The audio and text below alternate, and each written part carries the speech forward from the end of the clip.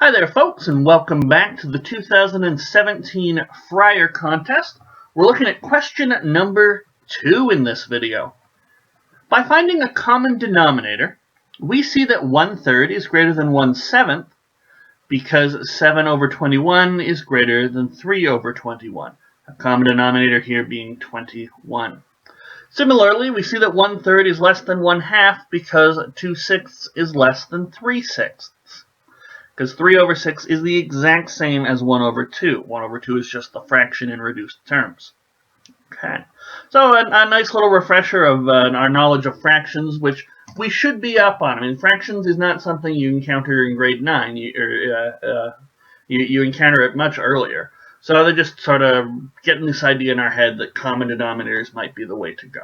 Okay, so let's take a look. We got 3 parts here: A, B, light bulbs, and then, of course, C are written. A, determine the integer n so that n over 40 is greater than 1/5 and less than 1/4. Okay.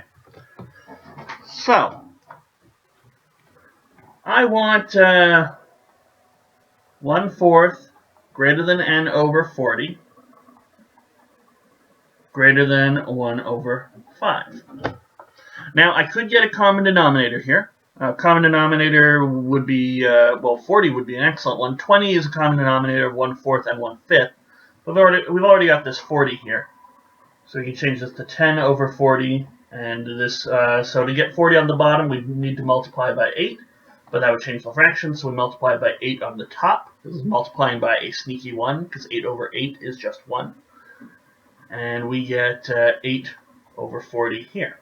So that's one way to do it. Or you could have said, well, taking a look at this this top inequality and just you want just n, so multiply all sides of the inequality by 40, and you get 10 greater than n greater than 8. But either way, we see that n fits in nicely between the two if it's 9. So that's going to be our answer to A, and since it's a light bulb, we don't really need to explain it, although writing down something like this, and then, maybe having an intermediate step of 40 is common denominator. That'd be fine. I mean, this question is likely only worth about 2 marks, so judge accordingly and to put enough part marks for that. Put enough written stuff for part marks on that, sorry. Okay, 2b. Determine all possible integers m so that m over 8 is greater than 1/3 and m plus 1 over 8 is less than 2/3. Okay. What can we do here? Well, I think a similar sort of setup. One thing I would note, and this is probably worth a mark if it came down to part marks, notice that m is less than m plus 1, so m over 8 is less than m plus 1 over 8. Okay, and I'm going to set up the exact same sort of equation here.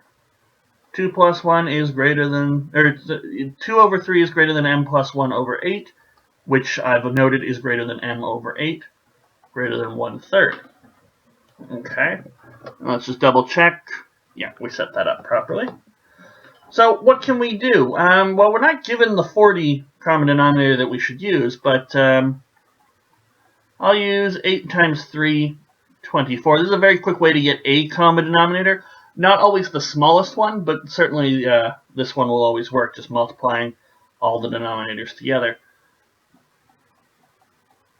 So we can use that as a common denominator. And we'll get 16 over 24. It's less than 3m plus 3. Just multiplying top and bottom here by 3. Less than 3m over 24. No, sorry, greater than. I keep saying less than. And then 8 over 24. So multiplying everything by 24, I see that 16 has to be greater than 3m plus 3. Which is greater than 3m, which is greater than 8. Now, I didn't need to combine these guys together, because what I can do is take these two together and say 18 is greater than 3m plus 3, so 13 is greater than 3m. M has to be an integer, that is less than 13 over 3. And we take this equation here, 3m greater than 8, we see that m has to be greater than 8 over 3. So combining these two facts together, 13 over 3 has to be greater than m, and 8 over 3 has to be less than m, and we want m to be an integer.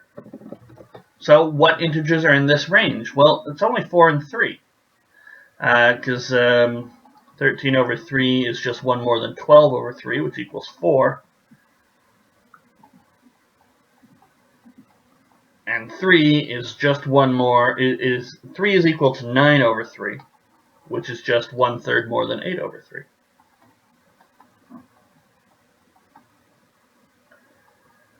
So m could be equal to 3 or 4. And that wraps up the part quite nicely. And if you wanted to just write 3 or 4, and you don't have to show your work, you don't have to do this calculation, you could probably do it by guessing and checking. But 3 and 4 are going to be our answers. All right. C part. Fiona calculates her win ratio. Okay, we've got a word problem going on here. By dividing the number of games that she has won by the total number of games that she has played. This is the common definition for a win ratio. At the start of a weekend, Fiona has played 30 games and has W wins. I bet we're going to have to solve for W. And her win ratio is greater than 0.5. So, putting it in the language of the preceding parts of the question, I might change 0.5 to 1/2. Okay? In the first two parts, we've been talking about fractions. They actually bothered to tell me, this is how we compare things, by getting a common denominator. So when I see a decimal, I think, no, they've been doing everything with fractions. 0.5 should become 1/2. Okay? Similar with any other decimals that we might think. All right, during the weekend, she plays 5 games and wins 3 of these games. All right, so there's some more concrete information. So far, the only thing we don't know is W. At the end of the weekend, Fiona's win ratio is less than 0.7. Determine all possible values of W. So again, this 0.7, I'm going to change that to a fraction, 7 over 10. All right, so we've got two equations that we can deal with. Her current win ratio. So we've got to write this up, by the way. So we have to use a bit more explanation, a bit more sentences. So we know at the start that W over 30, her current win ratio, is greater than 1/2.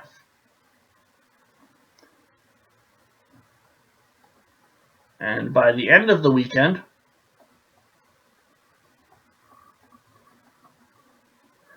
we know W plus she won 3 more games over 30 plus she played 5 more games. And yes, I probably wouldn't put 35 right now. I'd probably just put 30 plus 5, so that it's very clear without words what exactly is going on here, is less than 0.7 or 7/10 here.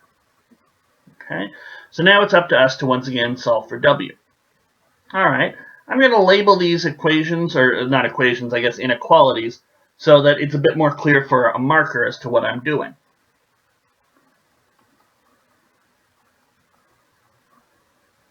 So let's find a common denominator for 1. Well, 30 would be a fantastic one. You could also go with 30 times 2, 60. That would be perfectly fine. Nothing to worry about there. I'm going to go with 30 just because I want to keep my numbers kind of small. But we'll do W over 30 is greater than 15 over 30. Okay. So that tells me that W has to be greater than 15. Otherwise, yeah, I mean, the only, if you've got a common denominator, you can compare fractions really easily just by comparing the numerators. All right. Find a common denominator for 2. Well, 2, and this is where I would simplify. 35 less than 7 over 10. They both have a factor of 5.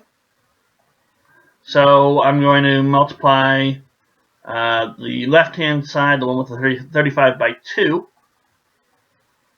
so 2 times W plus 3 over 70 is less than 49 over 70. Therefore, 2W plus 6 is less than 49. So now I can take both of these. Actually, let's rearrange this first. W less than 43, or sorry, 2W less than 43, W less than 43 over 2. Okay.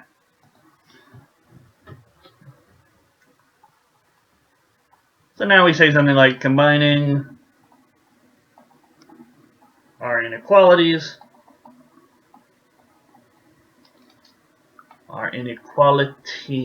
IES, we have 15 less than W less than 43 over 2. And once again, W is going to have to be an integer. They don't actually tell us that, but obviously W has to be a positive integer. How can you play half a game? How can you win a third of a game? How can you win a root seventh of a game? So, well, it's got to be more than 15. So 16 has to be greater than or less than or equal to W, which has to be less than or equal to 43 over 2 is not an integer, but 42 over 2 is, and that would be 21. Now, did we want the number of W's or all possible W's? Determine all possible values of W. So W could be 16, 17, 18, 19, 20, or 21, and we don't forget the Oxford comma, of course. And there we go. And if we wanted to, we could do little things like double check, does 17 actually work? Well, I'd check the endpoint. So 16 over 30, yep, that's bigger than 1/2. And then 19 over 35, if we need to, we get out our calculator really quick. 19 over 35 is 0.54, which is definitely less than 0.7. Remember, calculators are allowed. I would just use them to quickly verify things here, because, none of the actual calculations have been particularly rough.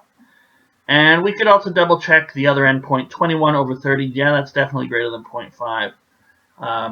Add 3 to the top, so that's 24 over 35. That should be less than 0.7, but again, we grab our calculator, 24 divided by 35, and we get 0.68. Now, if I went one more, 22, it would be 22 plus 3, so 25 over 35. Suddenly it's 0.71. We're a little too much. So we know 22 won't be included. Similarly, we know 15 already won't be included.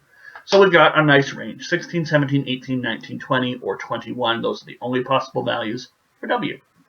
Okay, so we're halfway done the contest now. I will see you guys for question number 3 on the Friar in the next video. Until then, take care.